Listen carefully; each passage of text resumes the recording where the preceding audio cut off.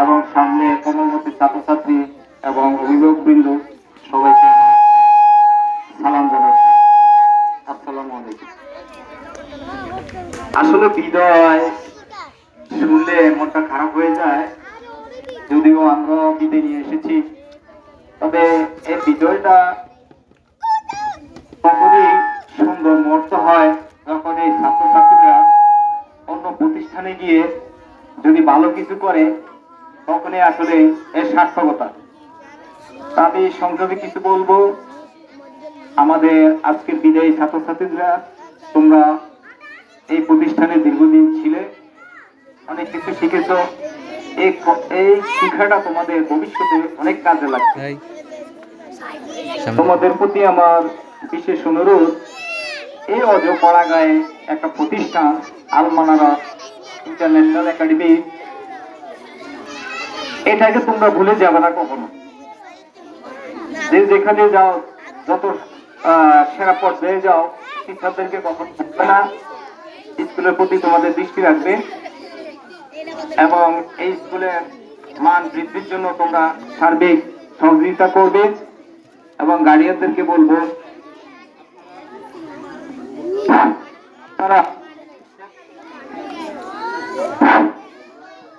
আপনারা বাচ্চাদের প্রতি খুব সুদৃষ্টি রাখবেন। সে যত বড়ই হোক, সে কিন্তু কবুল। তাদের প্রতি আপনারা অল টাইম খেয়াল রাখবেন, কোথায় যায় কি করে তাদের প্রতি খেয়াল রাখবেন। সন্ধ্যার পর পরে আপনারা পড়ার টেবিলে বসে যাবেন, বাচ্চাদের পাশে বসে যাবেন। তাহলে এই সময়ের মূল্যায়নটা হবে, সময়ের অবস্থা হবে না, তারা ভবিষ্যতে আরো ভালো পর্যায়ে চলে যাবে। আর আরেকটি কথা বলবো, টিচারদের প্রতি, স্কুলের প্রতি আপনারা দৃষ্টি দিবেন, বেতন গুলা যেন ঠিক মতো দেওয়া যায়, কারণ টিচাররা অনেক পরিশ্রম করে। আমি 2012 সাল থেকে করোনাকালী পর্যন্ত মুসলিউদ্দিন একাডেমি পড়েছি গোল্লাক বাজার। আমি জানি আসলে আপনি মাসে মাসে যদি বেতনটা দিয়ে দেন, তাহলে আপনার পরীক্ষার সময় বোঝা হয় না। 200-300 টাকা একটা টাকায় না বর্তমান যুগে। এখানে মুষ্টিময় পোলাপাইন পড়াশোনা করে, কারণ প্রাইমারিতে এক ক্লাসে 50 জন 60 জন থাকে। ওখানে টিচাররা কন্ট্রোল করতে পারে না, সবাইকে কাজ করতে পারে না। এখানে প্রাইভেটের মতো বাচ্চাদেরকে পড়ানো হয়। হ্যাঁ, এই জন্য আপনাদের প্রতি আমার বিশেষ অনুরোধ, টিচারদের প্রতি খেয়াল রাখবেন। মাস শেষে আমাদের স্কুল ছিল, আপনারা ডিম বিক্রি করেন, ডিম বিক্রি করলে তো 200 টাকা পাওয়া যায়, 100 টাকা পাওয়া যায়। এটা জন্য আমার হাজবেন্ডের চাপ দেওয়ার কোনো দরকার নাই।